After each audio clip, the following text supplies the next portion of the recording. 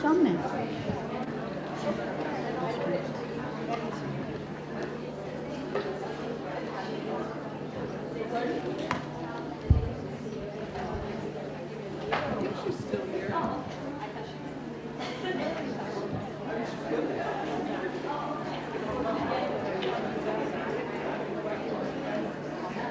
All right.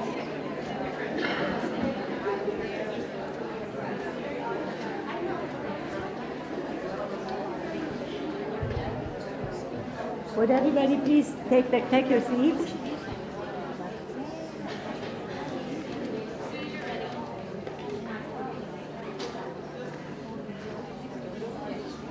All right. Our next panel is on post-conflict situations, and I'm truly pleased and honored that Ambassador Swanee Hunt has agreed to chair this panel and also to present the opening statement. Ambassador Hunt is a very special genre of a person, of a woman. She blends in her rich career experience in diplomacy, experience in academia, experience in activism, but I would say that the most fantastic thing that she does is not only plays her role as a change maker, but has an extraordinary role in empowering other change makers around the world. She heads a number of significant and important initiatives and organizations, including the Women's Public Policy Program at the Kennedy School at Harvard, where she teaches. And of course, she's chair of the wonderful Women Waging Peace initiative, an initiative of the Hunt Alternatives. And of course, a million other things. It's a true pleasure and honor to have her here with us, and she will present the opening statement and introduce the other panelists. Thank you, Swanee. Please. Now, I've just discovered I'm my own genre. Is that right? That's great. I'll put that on my resume. Thank you, Mahnaz. I will come anywhere Mahnaz asks me. I'm delighted to be here. She always leads me right.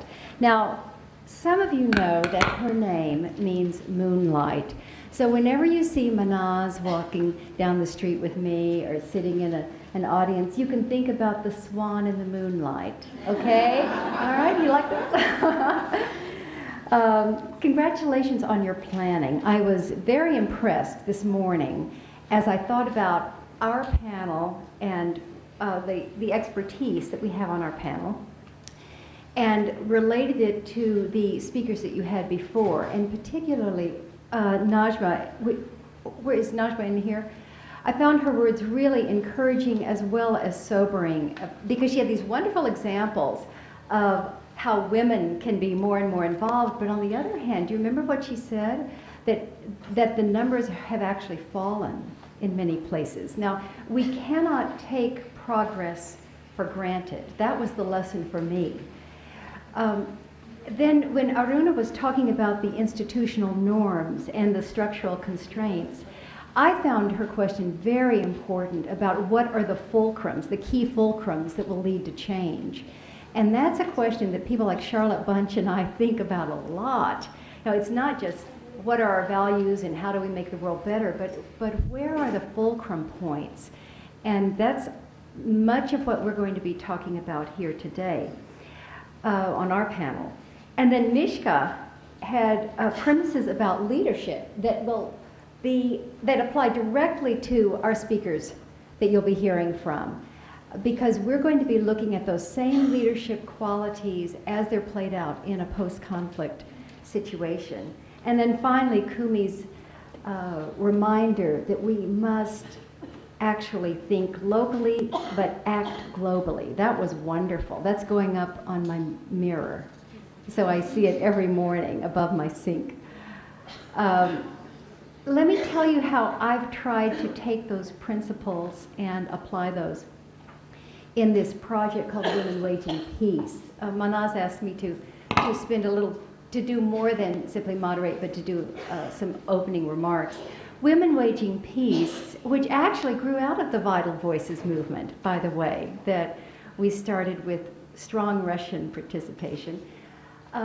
Women Waging Peace is an initiative with the mission of changing the public policy paradigm. So here we're talking about a key fulcrum, so that women are fully included in the informal and formal peace processes. Everyone in this room knows that when you have a conflict and people sit down to negotiate, that's not the first action. There have been hundreds and hundreds of actions leading up to that negotiation to create an atmosphere, to lay the groundwork for that negotiation. That's what I mean by the informal peace processes, as well as then the formal. We've heard a lot in the last day and a half about human security, which is a great broadening of the notion, the militarized notion of security. Women Waging Peace actually takes a different twist and talks about inclusive security. The fact that you can't have security unless you're including all of the stakeholders. And that's back to Kumi's point about finding ways to convince the men that it's in their interest. The reason you must include women is because they're an untapped resource. This isn't about, oh, those poor women, those poor victims. This isn't about, well, women have a right. Of course they're victims. Of course they have a right. Of course representation is important. But this is about women as untapped resources. So it is in everyone's interest to bring them in. Now, I say everyone's interest. Of course not everyone's interest, because the people who don't want the peace to succeed would have an interest in leaving the women out.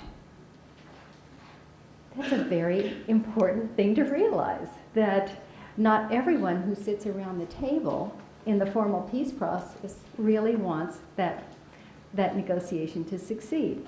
I got a first-hand look at this in the 90s when I was serving as the American ambassador in Vienna. And by the way, I came to foreign policy out of domestic policy. I've been working in Colorado on issues like employment and homelessness, mental health reform, public education. And frankly, the reason I ended up in Vienna is because the Clintons, who cared about all those domestic policy issues, we became friends during the campaign. They said, be in our administration. I said, I'll go work on welfare reform. They said, well, yeah, but we're kind of swamped with people who want to work on welfare reform. What about foreign policy? And so I took what I learned from the American experience into the foreign policy experience. And we had started a women's foundation in Colorado, and I thought, well, where are the women? And I was hosting these negotiations in '94 between different sides of the conflict in Bosnia. And between those negotiations and then ones at Dayton, there must have been 60 people from former Yugoslavia who were involved in one way or another. And I was there, I saw it firsthand. I will tell you, there was not one woman. And you can say, well, you know those Yugoslavs, it probably wasn't culturally appropriate. Yugoslavia had the highest percentage of women PhDs of any country in Europe. How can you end up with no women? I mean, you would have to think that the women are intentionally, whether it's conscious or not, intentionally being excluded. Why would anyone do that? Well, I went to the UN after I left Vienna in '97, and I said, how come there aren't any women in these various negotiations going on in Africa? And the UN official said, oh, that's because the warriors don't want women on their teams because they're afraid the women will compromise. And I thought, well, bingo. You know, isn't that what a negotiation is about? Trying to find the compromise. So, what we've done is try to find the women all around the world who are working to try to start a war from happening, stop it after it started, or stabilize a situation post-conflict. We've gathered about 250 extraordinary women to exchange their strategies with each other. And the fulcrum point on this is that we're not trying to get the largest web of women possible. What we're trying to do is get great examples and get the largest web of policymakers possible to come in and meet with these women. And through the work, particularly, of Vic Stansky and Nikki Yacoobi here, we have brought together over 1,000 policymakers to meet in small meetings with these women. Sometimes it's 2 or 3 women experts and 9 of the policymakers for like 2 hours of discussion. It's extraordinary, and we're seeing the effects of that as these policymakers go back to their offices. It wasn't on their agenda before, but suddenly they have a new sensitivity. We find doors are open, and we're bringing the women then to meetings that those policymakers are organizing. So we're seeing the systemic effect. As you know, this kind of work takes years. We are now about to start our 5th year into the project. In addition, some of the policymakers have said to us, well, we believe what you say. I want to believe. This was Leon Firth, who was the National Security Advisor to Al Gore at the time. He said, at a gut level, I believe you that women make a difference, but could you put it in policy language? Could you, give it to me in policy wonk talk? And we said, yes, I think we can. So we contracted with Sanam Anderlini, who many of you know, who is really one of the most comprehensive experts on women's role in peacemaking. And she is commissioning 14 studies around the world to document the difference women make, either conflict prevention or the negotiation process or the various parts of the post-conflict stages. We just had our first, literally a week ago, our first release of the first study about Rwanda. And we had probably 600 policymakers who were exposed to that first release of that one example. And now the next one will come, the next example, and the next example, and then we'll do the cross-cutting analysis. So we're trying to fill those empty shelves with the hardcore research and examples of what these women are doing. That's what Women Waging Peace is. If you want to know more about it, y'all stand up. Nikki and Vic. And you're going to be swamped after this meeting. And there are brochures in the back. We, by the way, just co-hosted with the Woodrow Wilson Center a conference on Iraq. Many of you picked these up yesterday. If, in fact, you would like to have this, I believe we're virtually out of these publications, but you can get the report on our website, which is womenwagingpeace.net. Net for network, so don't look under .org. All right. When I speak to somebody about how women need to be involved, the question very quickly comes up, why? Why women, and do they really make a difference? And I have been collecting responses to that over the last several years. And I have 14 responses, and I'm not going to give you 14 responses, because I was married to a Southern Baptist preacher, and Southern Baptist preachers never make more than 3 points. So I have learned. I will give it to you in 5. We'll compromise here, okay? This is just meant to whet your appetite, so you can be thinking of the responses yourself.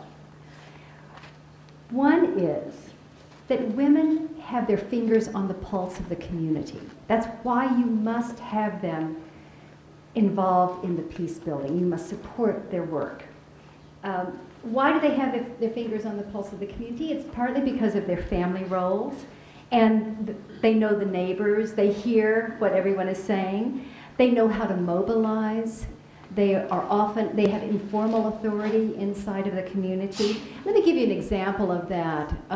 They can be very highly innovative. Aloysia Nyumba in Rwanda, post-genocide, was made the Secretary General of the Commission for Unity and Reconciliation. She's now, by the way, the governor of the largest prefect, Kigali. But this is when she was Secretary General, and she was trying to figure out, okay, we've got 100,000 plus genocidaires, people who are in prison because of the genocide. We've got to get them out of prison. The prisons ran out of food a long time ago. they've been in prison for 6 or 7 years. There aren't enough trained lawyers. We've got to get them out. Now, they came up with a system that some of you know about called Gachacha, where they're going to have these tribal level, no, it's a tribal custom, but the community level trials that they're in the middle of, and women are playing a very important leadership role. But the particular example here is Aloysia went village to village to village to village to village to get people to talk about what happened and to act it out and to cry and to get it out, to not keep it all bottled up. It's what in the United States we would have called psychodrama, that was very popular in the 70s as a therapy. And she could do that because she was trusted as a woman in those communities. The second reason you have to have women involved is because women are perceived as less threatening. Many, many, many examples of women being able to get through places, through checkpoints that men couldn't get through. A woman in Mostar in Bosnia told me that after they rebuilt the bridge across the divided city, she said the women could go across the bridge a whole year before the men dared to do so, because the assumption was that the women were not the ones behind the guns. Now, we all immediately think of the exceptions to that. You think about the women more and more as suicide bombers. We think about, well, in Eritrea, a third of the force was women, etc. But still, there is the general sense of women being less threatening. Interestingly enough, the fact that they're second-class citizens, the fact that we are second-class citizens makes us less threatening. So it's a nice twist there. The research from Harvard and other places say that men and women consider women more trustworthy, less corruptible. Very important reason to put them into positions of authority during and after the conflict. And fourth, they're willing to work across the lines. Isn't it interesting how women will take an identity like mothers, the mothers of the Plaza de Mayo, or the mothers of missing servicemen, etc. And they'll work across the conflict lines. They'll say, well, you know, more important than my being a Hutu or more important than my being a Serb is that I'm a mother. And I hear things like, all mothers cry the same tears, or the tears of all mothers are the same color. And they'll use that identity. Or they use the identity as women. Women in black began in Serbia, carried over to Israel and other places in the world, using that identity as women or as mothers. And finally, you will not find more highly motivated people than women who will tell you this is about life and death, not mainly for me, but for my children. There is no stronger motivation for securing the peace. And interestingly enough, I have found, and I've probably done 600 interviews with women in these situations, I have found women saying that, you know, it's because we're mothers. And I say, but, you know, you're not a mother. I mean, I know you. You're 22. You are five. Why are you saying it's because we're mothers? And she says, oh, well, that's true. I don't have children myself. But I still, I mean, women will take on that identity of sort of bringing life into the world and needing to nurture life and preserve life. They'll take it on even when they're in their own situations. They individually aren't mothers. They're extraordinarily highly motivated. Mary Akumu, a great friend of mine from Kenya, she said this way, you know, what women want and what men want is different. Men want a whole state. Women want a safe place for their children to go to school without getting shot. So think it over. You may disagree with some of the things I've said here, but I hope that it at least whets your appetite for the extraordinary role of women in the peace process. Now, I'm going to leave here and sit down and introduce to you 3 women who will take notions of what I've said and talk to you about how that plays out in the Israeli-Palestinian situation, in Afghanistan, and in Sierra Leone. Be right back.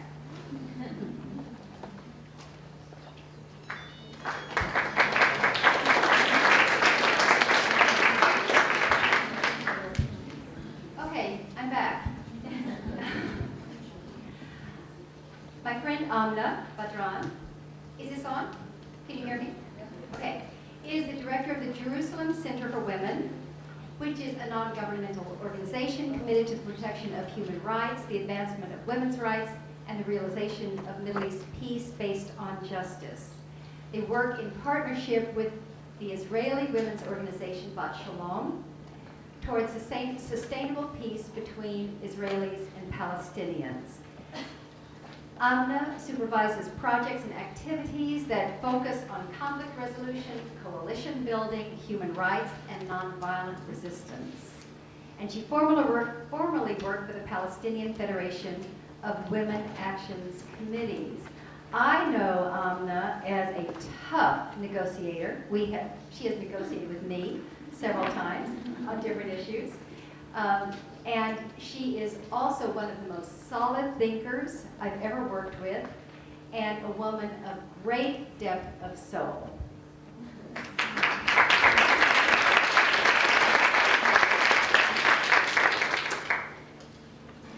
I think I will change my mind. I cannot see all of you, and you might not see all half of my face, so it's better to do it like this. So, hello, good afternoon, all. First of all, I would like to thank Mahnaz Learning Partnership for this opportunity, for being with you, learning from you, and for being able to address you. Today, I'm not going to speak about women and post-conflict reconstruction, because I'm going to address living in conflict areas. Living under military occupation right now, and this is the case of Palestine.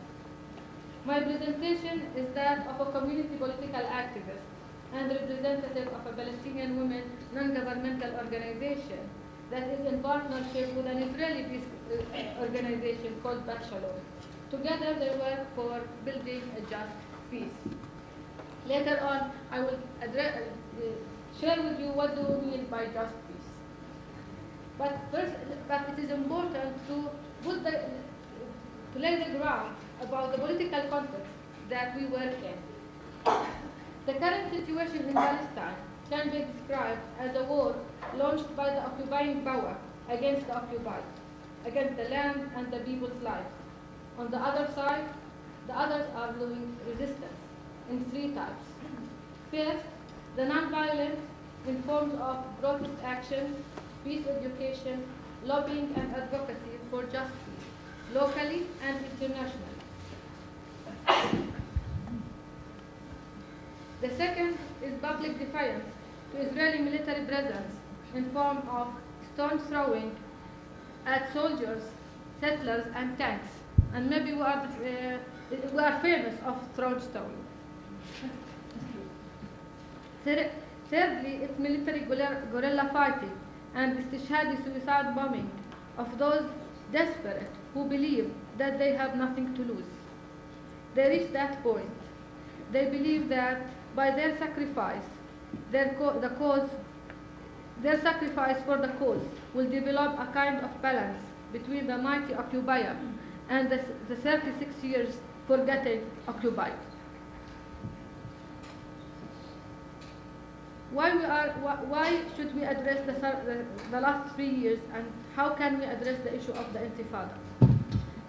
To do that, it is important to say why the Intifada have erupted, why the uprising have erupted. During the years of Oslo, from 1993 to the year 2000, the Jewish settlements built on confiscated Palestinian land have been much more than those built during the previous 26 years of occupation. At the time of peacemaking, settlements built have been much more than those before the process of peacemaking. The closure on Jerusalem got tightened, and Palestinian Jerusalemites were left with only 13% of the land they owned. On the eve of 1967, they owned more than 96% of occupied East Jerusalem. Gaza Strip continued to be a closed big prison. Palestinian areas were fragmented into areas A, B, C. Each is cut from the other and cut by settlements and bypass roads and checkpoints. House demolition continued. Trees uprooting continued. No implementation of interim agreement continued, and the non-ending negotiations over the negotiated also continued, and it led to despair and mistrust.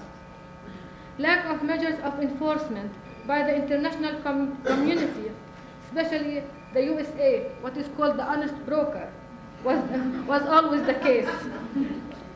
Humiliation at checkpoints and mistrust led to mistrust and despair.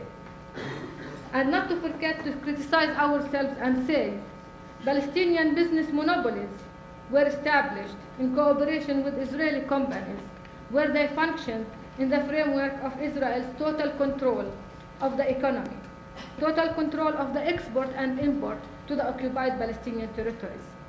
Plus, corruption flourished in different sectors and levels of the Palestinian National Authority. And finally, it was the bad offer of Camp David. In Camp David, what was offered to the Palestinians meant annexing 22% of the West Bank. Don't believe that we were offered 98%. By annexing Jerusalem and the settlements around Jerusalem, almost 20% of West Bank will be captured and annexed to Israel. Palestinians were not offered control over borders, no recognition of the right of return, and this led to no agreement. And for the first time, there has been an official demand to share sovereignty over parts of Al-Aqsa Mosque, Al-Haram al-Sharif.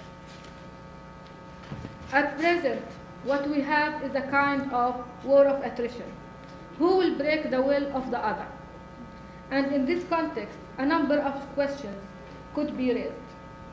Would the Palestinians surrender their right to freedom and self-determination? Would the Zionist establishment, with its expansionist ideology, compromise and give up its control to the occupied land of 1967, allowing the Palestinians who are stateless to have a state of their own on 22% of historical Palestine? Will the international community take its responsibility and intervene to implement 4th Geneva Convention, UN resolutions, and international legality? How many Palestinians should be ethnically cleansed and become refugees? And how many Palestinians and Israelis should be killed before the international community intervene for the sake of the two peoples, for the sake of regional stability, and for the sake of world security?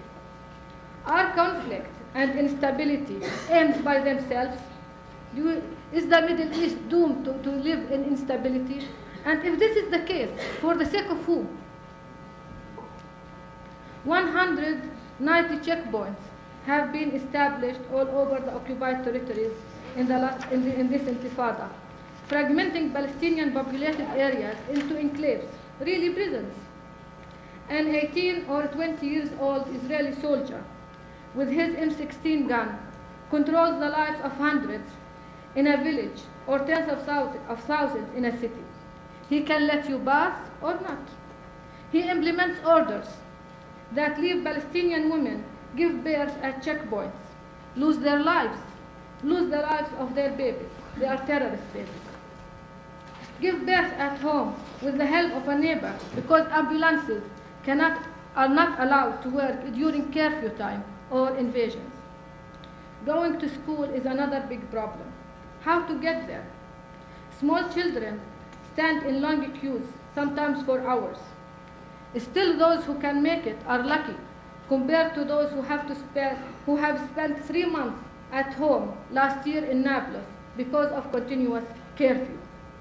Many school girls have been forced to drop out school because their families are afraid for their security, moving from one place to another. Even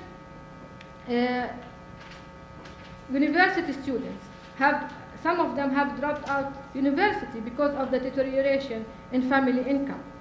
Besides, cheap labor and cheap exploitative employment is what is left for average women. at times when unemployment reached over 65% in the Gaza Strip and 50% in the West Bank. 70% of Palestinian families are under poverty line. Malnutrition among children is quite high, especially in Gaza Strip. When speaking about Palestinian women's condition, I recall what Martin Luther King spoke about decades ago. He said that there are three evils that challenge humankind: war, poverty, and racism. The three are applicable in the case of the Palestinians. Palestinian women have been the most to lose. They are losing their beloved family members, their houses, their trees, their land, and limited income. They are the carers and family saviors who are under different kinds of pressures and oppressions.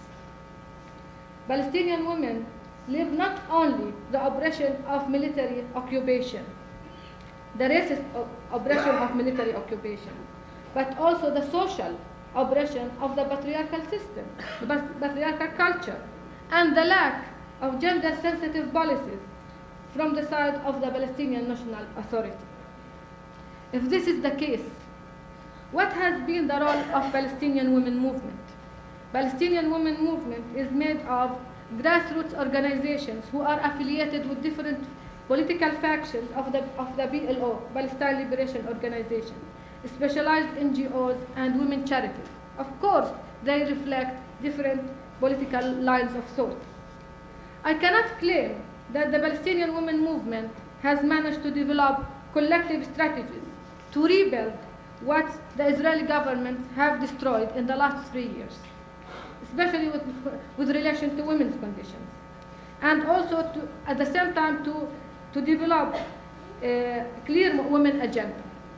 And this the agenda that I wish we have managed to develop is an agenda that aims to mainstream gender in the processes of policy making with relation to development, resistance strategies to end occupation, and participation in any future negotiations. I believe the decline in the Palestinian women movement power could be linked to the process of depoliticization and demobilization of Palestinian society that occurred in the Oslo period, from 1993 to the year 2000. Women institutionalized work took the lead, losing contact with women at the grassroots. Women political activists and NGOs, mainly representing the elite, advocated during that period for progressive laws and constitution, provided empowerment programs, and supported women candidates in the previous elections. But they haven't managed to link the social struggle with the political struggle, build a vision and a program of action to lobby for women inclusion in decision making. Saying that, I cannot say that women are the only sector of society that have been marginalized. I always say who is not marginalized in Palestine and in decision making in Palestine. However, I cannot but highlight the fact that during current intifada, survival has been a priority. Women groups and NGOs have been very much involved in providing humanitarian aid and support. They also provide counseling programs for the traumatized, document violations of human rights with focus on women, disseminate information, and advocate in partnership with those Israeli peace groups they agree with politically for just peace, security for both on equal basis. With relation to the latter, it is important to shed light on the Jerusalem Link, a joint women venture for peace. The Jerusalem Link, where I work, is an umbrella body of the Jerusalem Center for Women on the Palestinian side and Bat Shalom on the Israeli side.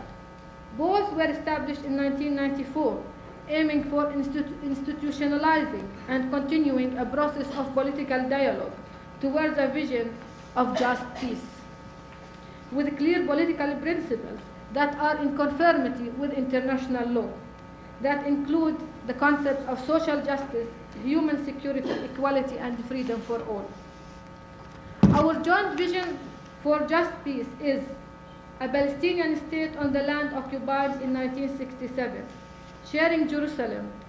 Is Jerusalem be the capital of future Palestine state?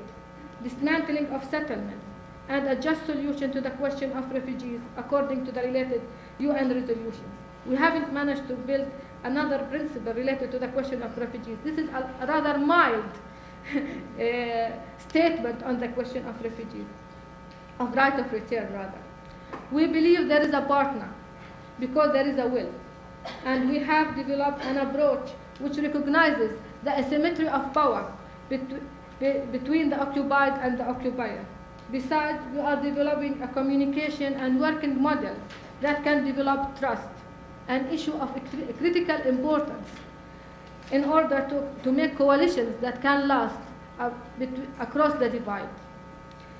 A trust that can make us able to address issues and move from one issue to the other, and we still have a long way to move ahead with. We have to address issues like right of return. What do we mean by that? How to be implemented? Racism, historical narratives, militarism, feminism, and nationalism in a conflict area. It is important to note that our joint experience has paved the way for developing a new initiative called an International Women's Commission. The International Women's Commission is a tripartite commission which its main goal is to implement UN Resolution 1325, to include women and their perspective to the negotiation table, making sure that women's rights and needs are addressed. Consequently, hoping that the day after a settlement is reached will be better for women than the day before. Bearing in mind the political turmoil we live in, the patriarchal social realities, the deteriorated economic situation, and the backward educational system we have, I believe human security to be achieved in Palestine, there has to be a number of conditions be met. Among them, an active and responsible role from the international community to implement international legality, ending Israeli military occupation in all its forms. We don't want a fragmented state called an empire. We want a viable Palestinian state that can survive. And we need a process of radical democratization of politics, economy, and culture so that women and men can achieve their power to act as citizens. With reference to globalization, the Palestinians live on the periphery of the economic side of globalization. Israel has always been a buffer zone for Palestinian economic development and interaction with the world. However, we are very much affected by the politics of globalization, especially with the monopolar world order that we have today, an order that encourages militarism, narrow nationalism, hegemony of the powerful, and religious extremism. All of these lead to insecurities, injustices, and women oppression. I think the alternative to this could include globalization from below, which means international networks of grassroots to struggle for justice, social justice, peace, and rule of law. Not to limit ourselves to the current NGO structures. Develop vibrant civil societies where feminist groups are leading actors. Invest in awareness-raising programs on the importance of active citizenship to achieve participatory democracy that stands behind the values it raises. Invest in education, especially women's education, the basic power to combat all forms of oppression. And the fifth is to support a non-aligned UN organization. Finally, I agree with a colleague that said yesterday that the agenda is justice. Yes, the agenda is justice. And we have to work together to make the desired change to that end. We need you. We Palestinian women need you. And we need to partner for the good of all. Thank you.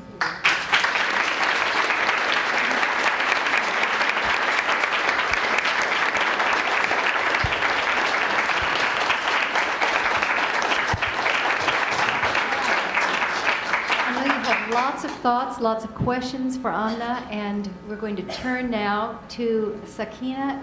And I think as you hear these three women compare notes in terms of what's happening, it'll give you some very fertile cross-cutting thoughts in terms of your questions. We will have plenty of time for questions. Sakeena Yacoobi is a teacher, trainer, and educator, founder and president of the Afghan Institute of Learning, which is an Afghan women's NGO. Using inclusive, culturally sensitive principles of community engagement, AIL's programs provide teacher training, health education, school support. This phone likes what you're saying, what you're doing. School support, women's leadership and human rights training, and literacy programs for Afghan women and girls in Afghanistan and in Pakistan. And I assume that's in the camps with the Afghan girls in Peshawar and other camps. Professor Yacoobi has directed the training of over 8,000 female Afghan teachers. She's vice president of Creative Hope International, which is a Michigan-based nonprofit. Welcome, Sakeena.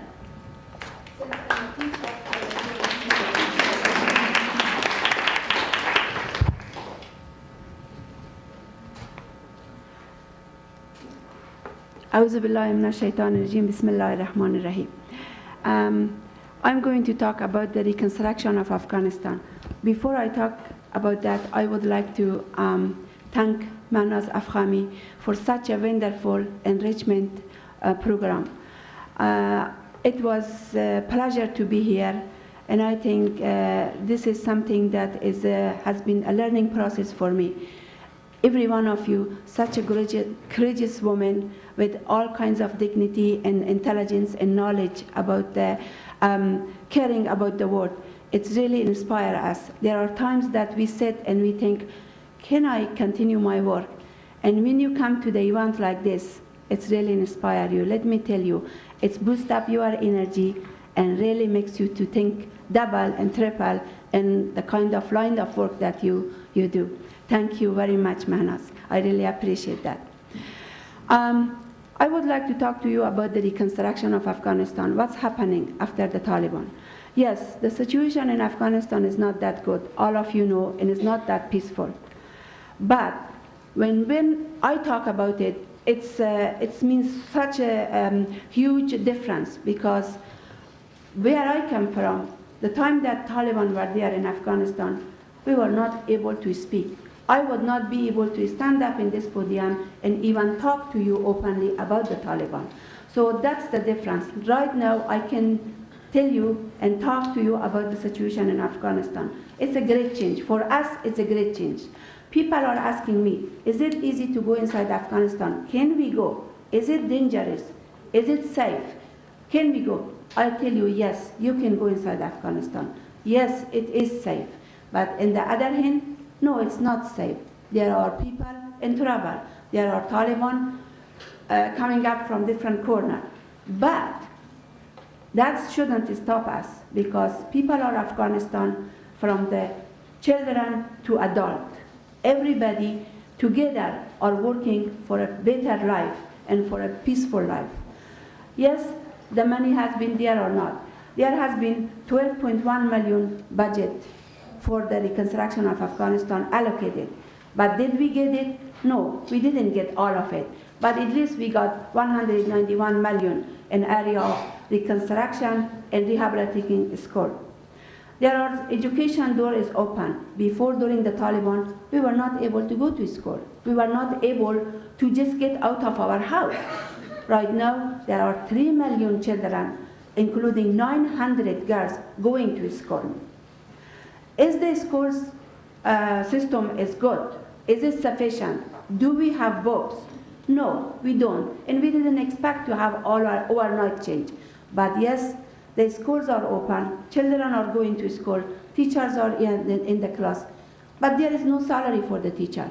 Teachers don't have salary because the government of Afghanistan don't have the budget. They don't have the finance to support the teacher.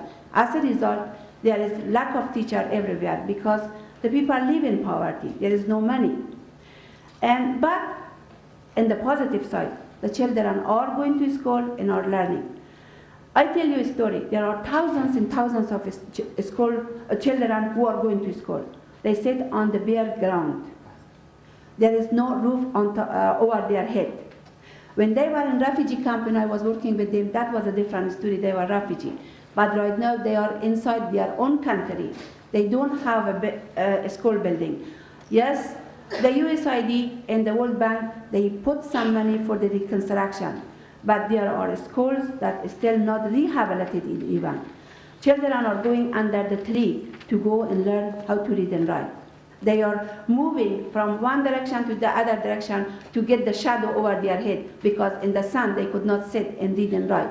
That is the situation in Afghanistan. Yes, it is good. I say it's good. For me, for the Afghan people, it's wonderful. But you know what? What has been said is not delivered. Afghan people are very, very disappointed. They are very frustrated. The situation is not as good as it should be.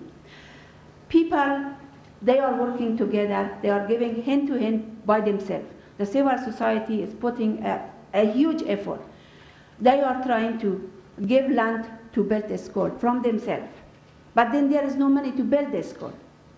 As a matter of fact, right now, I have 3 areas in the rural area that the children are going to school. They are under the tree. There is no school, and there is no school close to them. But the people are giving their land to me, but there is no money to build those schools. That's the situation in Afghanistan. There is no electricity in Afghanistan. During the day, there is no electricity. During the night, we have electricity in Kabul, but in the other province, we don't have electricity. Some province, the community put together money, and they are supporting the generator system, that they can have 4 hours a night electricity. 2 million refugees moved from Pakistan and Iran inside Afghanistan. But there are going to be another 3 to 4 million to come, but they want to come, but they could not come because there is no housing. So we need a housing system to somehow, low-income housing to be rebuilt. People all are waiting to get into Afghanistan. When you don't have a house, you don't have a job, you don't have any means of supporting yourself, how you come inside Afghanistan? When you live in a refugee camp in Pakistan, at least the weather allows you to live somewhere. But when you come inside Afghanistan, with the cold winter that Afghanistan has, it's impossible to live in Afghanistan without housing. But still the people are doing. There are people who are living under the tent inside Afghanistan because they really want to go to Afghanistan. So I think that the international community promised a lot, and they didn't deliver it.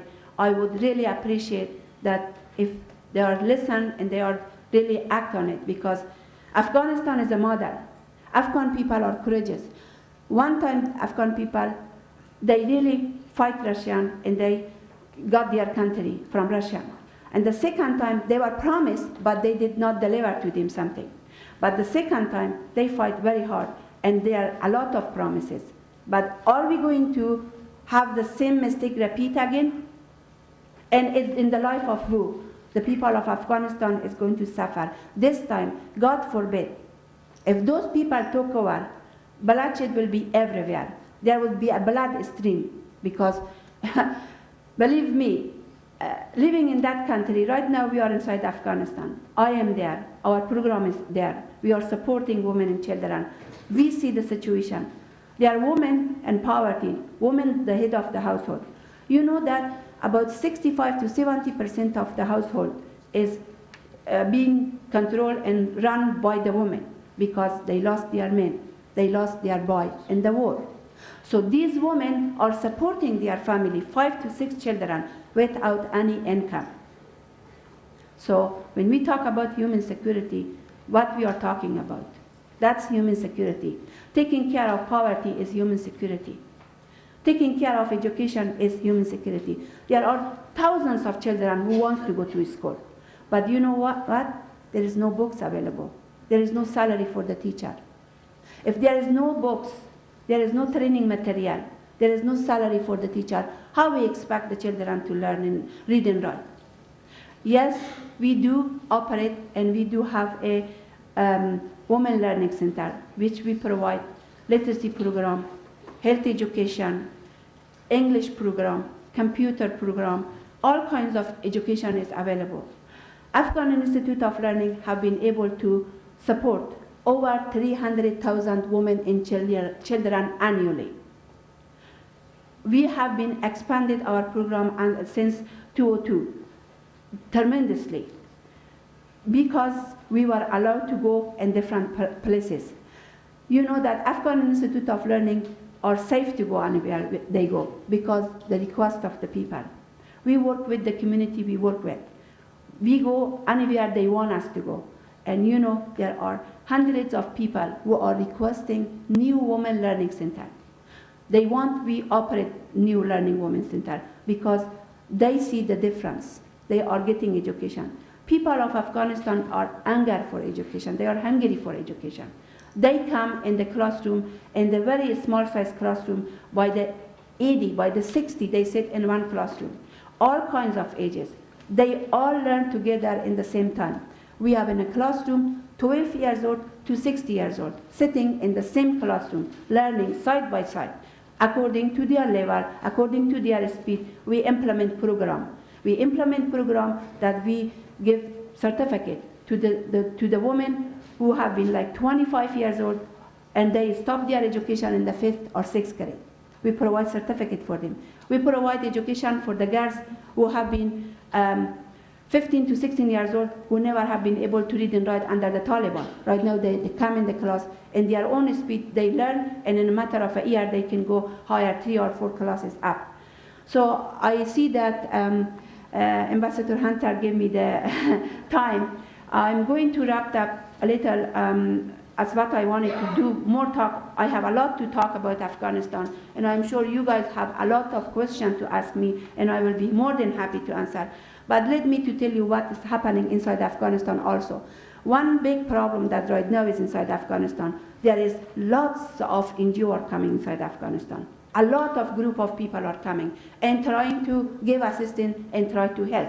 But are they are going to help for a long term? It's a question. Or they are for the good cause? It's a question. If anybody who is interested that Afghanistan be peaceful and Afghanistan be a place that to be safe, better we watch for that. What is going on? There is an organization who can provide transportation, books, uniform, all kinds of things. So what is the tendency of the people who are in poverty? Are they going to that program and be brainwashed? Or they are going to the program that really on the ground is trying to educate them in real life? So there is always a tendency to get people be robbed because they are in poverty and other group come and do what they want to do. We already saw the consequences. We don't want again this happen. We really are afraid of this. Our government are very weak. They don't have the skillful people. They need assistance. They need money and they need also skill training assistance. To evaluate this NGO. NGO is very important inside Afghanistan because prior to the Soviet invasion, we didn't have NGO inside Afghanistan. Now there are NGO and because of the NGO, government can run and operate because government by itself could not do it. But these NGOs that are pouring inside Afghanistan from different directions, they need to be evaluated. They need to be evaluated if they are okay or not. We cannot just depend on those kind of NGO. This is one issue that is very important. About women of Afghanistan, they are active right now. They are getting out of their house. They are taking job. They are working side by side with men. As a matter of fact, we just finished a seminar in the rural area of Kabul. We had our participants all men, very restricted men. They were teachers. They were trained by our women teachers. So you can see that things are happening inside Afghanistan. It's not as before, but yes, we need a lot more than that. So what is my view about the reconstruction of Afghanistan or about what we can do about human security? I really believe that the international community, first of all, I want to say that in a very wide rise, and I would appreciate every one of you to think about it. Afghanistan is not anymore in the scene. Nobody is talking about Afghanistan anymore. Already is out of the news. I want international community to really pay attention in this issue. Pay attention to the reconstruction of Afghanistan. We don't have a road, we don't have electricity, we don't have telephone system. All of us rely on the cell system, and it's very expensive. Cell phone, if you have money, you can use it. But if you don't have, you are out of communication with people. So housing is another issue, and water is another issue. It's too many things that is really needed, the basic necessity things for people to live. So they are not available for Afghan people. And I hope that the international community pay attention. And also for the women of Afghanistan, they are very active, they are willing to do, but they need your support. You people can make a difference, because when we have the support of you, we don't feel alone. Yes, there are the tendency that people could take over again from us. People could put us back in the houses if we are not careful. As much as we fight hard, we need your support back too. Thank you very much. Really appreciate it.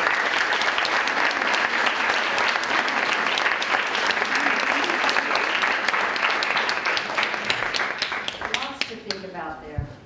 Thank you very, very much.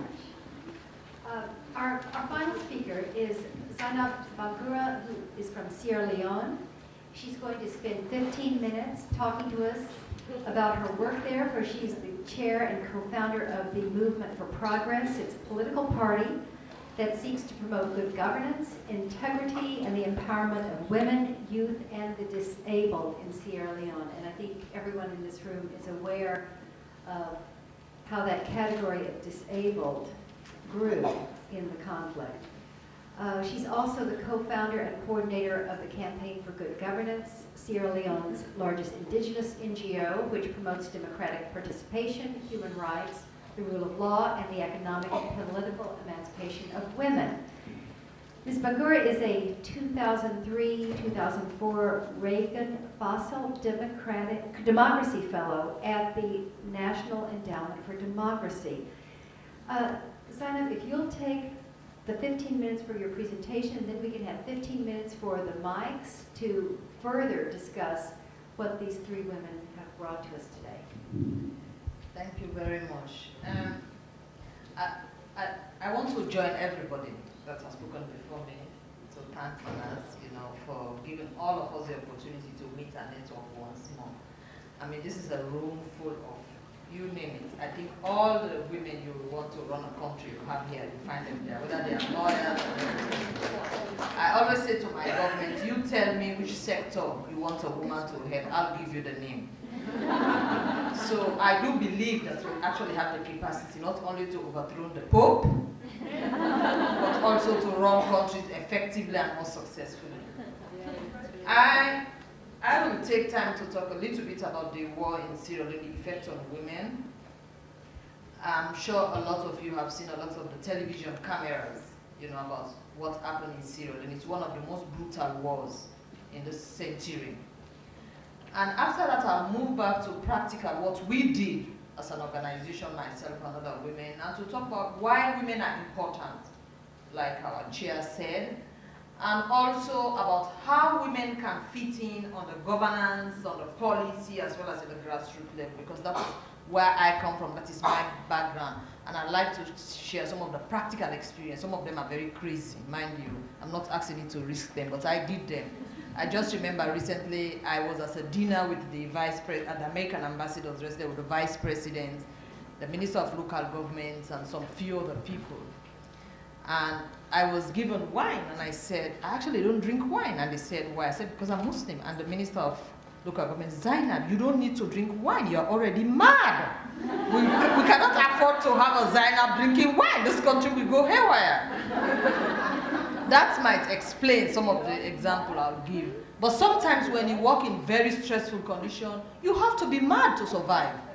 You cannot keep your senses alert. And I just respond, I say, I want to make sure every day of my life, every minute, every time, I have my senses correct, because I had to deal with people like you.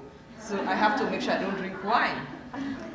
The 12 years of conflict in Sierra Leone actually affected women more than any other sector of the community. Overnight, women became heads of household. They formed the majority of refugees and displaced population. Their sons were kidnapped and trained as killing machines. And sometimes sons were actually forced to kill their own families, to rape their mothers and sisters. Husbands were slaughtered in front of their wives and their families and amputated. Daughters were taken as sex slaves, were kidnapped and taken as sex slaves from their homes, and communities were destroyed. Throughout the war in Sierra Leone, thousands of women and girls were subjected to widespread and systematic sexual violation, perpetrated by all sides of the war without any exception. These crimes against women were generally characterized by extraordinary brutality and frequently preceded or followed by other human rights abuses against the victim, her family, and her community. Sexual violence has remained our country's silent war crime. Until recently, little attention has been paid, either nationally or internationally, to these less visible human rights abuses.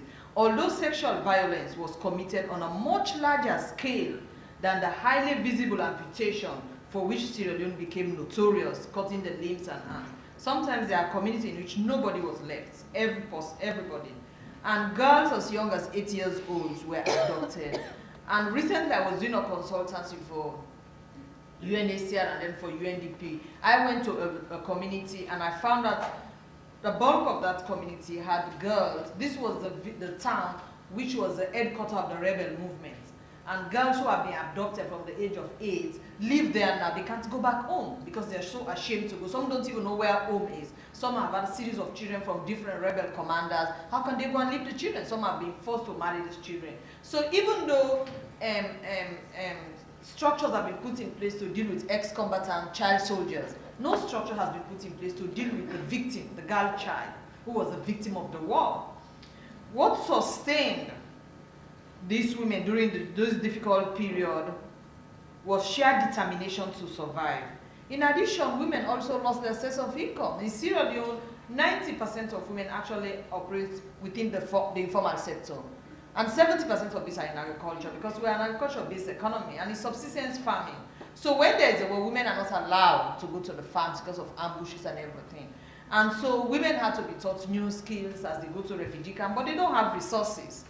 And so even when the negotiation took place, there was an article put in the peace agreement that states that women being victims of the war had to be given special attention so that their needs, potential can be taken into consideration for it.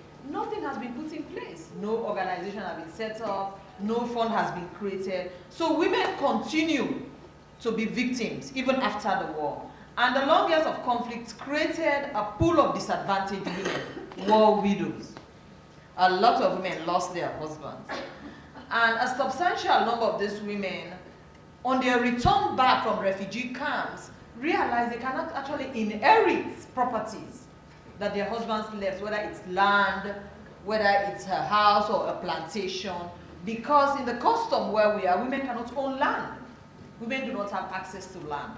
And so nothing has been put in place. These women now have the children, inherit the children, but they can't inherit the property, so they have to start all over again.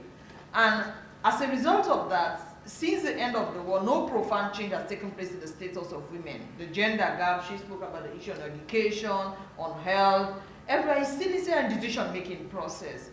The post-war reconstruction, as if you go back and look at the report written by UNIFEM through Elizabeth Wren and Ellen Johnson Sirleaf, stated that the post-war reconstruction provides a rare opportunity for women to not only help shape emergency political, economic, and social structures, but to benefit from the large amount of funds pulled together by bilateral and multilateral donors.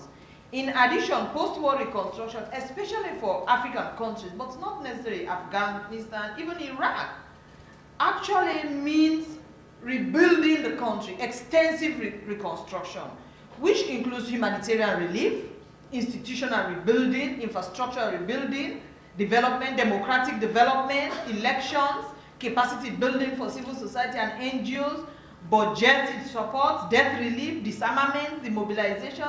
It's a whole list of things that needs to be done. So if you don't have a government that can mainstream gender issue into this process, then it means women finish. There's nothing. Because if you cannot benefit during post-war reconstruction, after a long process of war, and once in a lifetime opportunity is given to rebuild your country, then you cannot fit in. Because new constitutions are being written. You know, elections are going to be held. New institutions are going to be created. That is the time for women to have space. So, and in Sierra Leone, the government and its partners, and I must say the international community, therefore lost an opportunity to promote gender equality once more in the rebuilding of the nation. They have not integrated a gender perspective in the reconstruction process to ensure the creation of a more equitable and sustainable society. And one of the causes of the war in Sierra Leone was the marginalization of a whole chunk of people, the youth and the women. And in a lot of cases in Africa where you have civil wars, it's as a result of long years of one-party rule, military dictatorship. And so as a result of that, a lot of people find out that there's no space for them to intervene, to contribute, to participate in their country. And what do? They take up guns. And so a lot of time, if you want to sustain peace, you have to go back to look at the causes of the war, not the consequences or the effects of the war. Because if you do, you're going to have peace within a shorter period, but within a long time. It's much easier for countries that have emerged from war to go back to war than countries who've never been into war. And therefore, once more, women actually became victims. And what we did when I got involved, my background is insurance, which some people always find strange. I'm a professional insurance, so how move from insurance to activism? But because of the background I come from a region where women cannot be crown and chief, you cannot actually own land, you cannot have political, you cannot involve in decision-making the process. And you as a woman actually is part of your husband's property. So when your husbands die, the family inherits you and they decide who X is going to be your next husband. So that is my background where I come from. But as a result of the education and the exposure, I thought there was a need for me to intervene. And my initial intervention was in the women's movement. And I realized it was very limited because we talk about women and gender. And I realized the problem actually was at the political process. And I moved from being a women's activist to a civil society activist. And at that time, we had a military government. And I decided that the best thing we can do, you can't negotiate with the military, you have to fight to have democracy. And that's why I got involved in it. And actually got women, looked at the existing network on the ground. Women were organized at grassroots level so marvelously. And I just went into the network, identified the leaders. They respect their leaders. They don't elect them, they choose them. And they respect them. And I identified this leader, got them together, a series of trainings, and got them interested in democracy and involved. And then the next thing, we took them into the street to demonstrate. We used those women, grandmothers who are illiterate from the markets, who cannot read and write, who you cannot just try to shoot at. Because you might shoot at youth when they demonstrate, but you can't shoot at 80-year-old women standing in front of you. And that's the strategy we use. And so we fought along, and we fought the military at that time because the war was going on. We were not making headway. The war was advancing more and more into the city. And we became aware that there was a connivance between the military and the people who were fighting the war, because every time, where do the people get their weapons and everything?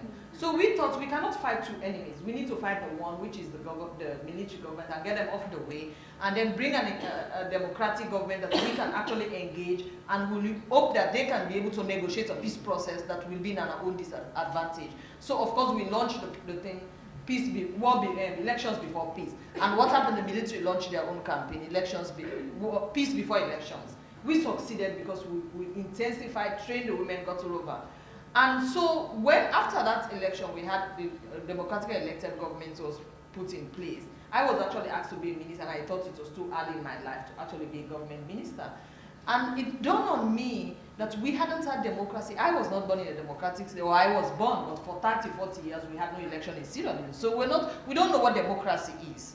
And so we decided that I needed to set up an organization, because this whole activity I was doing as a part-time. I decided to take time off my leave and actually join.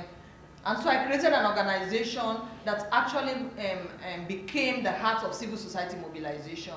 And one of the things was working on human rights, the promotion of women, economic and political empowerment, And during that process, I came across the effect of the war. My youngest amputated victim was 3 months old. My youngest rape victim was 1 year old. And I saw a family where 2 daughters were raped. They were 3 and 5 years old. And so we actually started providing medical and legal aid service to victims. And the rape moved from the war front to the community, because when we had a peace process, the rebels were given indemnity. Nobody could be prosecuted. So we started seeing an increase, and we had to fight the legal system, we had to fight the police, we had to fight the government. But eventually, we were able to succeed. And I think we also engaged the rebels. Women went out and engaged the rebels and negotiated with them. And when the rebels finally moved into the city, we asked an organization that has been working on peace building and reconciliation for years. We went down and identified rebel leaders, all the commanders of the rebel factions. We provided training for them. We provided training on peace building and reconciliation for the MPs. We provided for our traditional leaders, because to consolidate peace is a very difficult process. We provided training for the media. We provided training for the civil society. We provided training for government ministers. Each individual, we provided like a week's training. And after that, we brought the leadership of these various stakeholders together in a single training. And each one of them, at the end of the training, will get a vision statement, will decide. And especially for the rebel commanders, when we did the training, we brought victims of the war to explain how the war affected them, the child soldiers, the children who had been abducted, who had been gang raped. They sat in front of these commanders and tell their stories and how they felt when they were gang raped. And the children as young as 11 years were telling their story, how they were captured, what they did, how they fought, and some of the things that has happened to them. That gave an opportunity for this, and some of them, they could not look these people in their face, and some of them cried. And they made a commitment to put down the guns, and that's how we were able to consolidate peace. And we provided, and the other issue is to have a continuous engagement. And when the rebel leader came to Freetown, he actually sort of terrorized everybody. Even the president was afraid of him, the SRSG. And we broke the ice, met him in his house, and engaged him on a continuous basis. And after a while, I was one of the very few people who could talk to him. So even when the Secretary General representative would want to have a meeting, he'll bang the phone. He will call me and say, Zainab, can you get him to talk to me? I need to talk to him. Because he came to trust us, because our dialogue with him was genuine. And when he makes mistake, we tell him. For example, when the members of parliament invited him to parliament, this was the rebel leader who had committed all these atrocities for years. And he was given the status of a vice president. And then he's been invited by the MPs to go and account. And he was so angry, he went at them. And so the MP said he must appear, and he said, I'm not going. So some of the MP who were sensible came to me and said, what do you do, Zainab? Can you help us to get him to parliament? So I called him and I went to see him. And I said, I'm not going. They're all thieves, they're corrupt. He started saying all these things, the excuse they give, why the war. And I said to him, why did you fight the first on democracy? I said, well, democracy is parliament. You're not talking about the people in parliament, you're talking about the institution. Just imagine if your own group, the RFP, your party, is in control of parliament, and you summon somebody to come and explain. I said, how you live if a person refuses? I said, you have to respect the institution. You have to show people that you genuinely did fight for democracy, even though we all use words for democracy. And he said, what do I do? I said to him, I said, just stay on. They will issue a second invitation and you go. And I went to parliament and I told them, issue a second invitation. They issued a second invitation and he went. And the day before he went to parliament, I called him on the phone and I said, I know you're very temperamental, you're a madman. But do me a favor. No matter what they say, remember those people, you've killed their wives, their children, even if you didn't kill them. But a lot of them have suffered.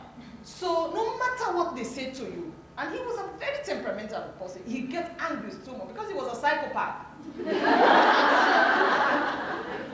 We said to him, so when they start insulting, just count from 1 to 10. I said, by the time you get to 10, you will have calmed down, and then you will say, or you tell them you can't speak proper English. And he said, okay.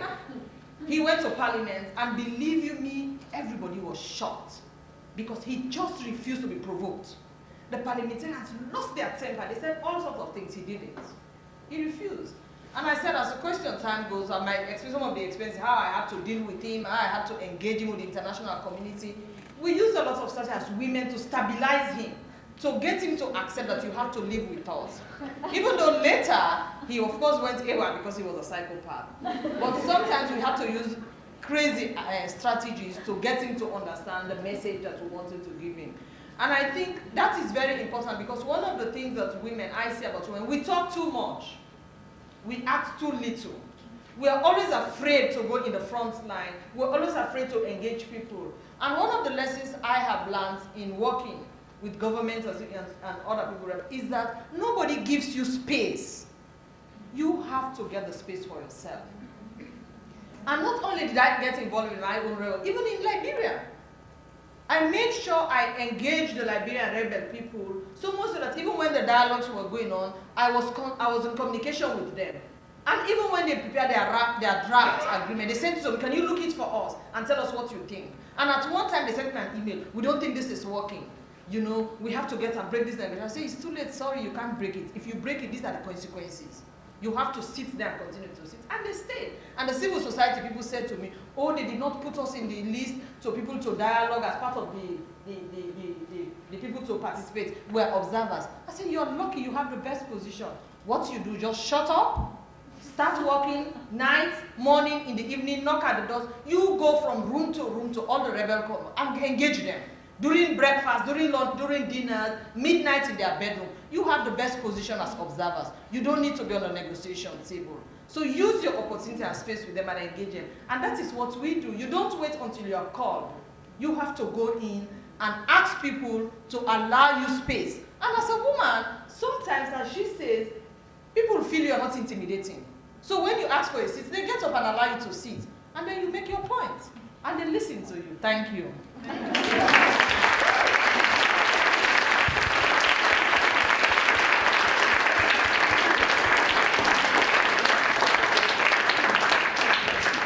As we say in Texas, yeehaw!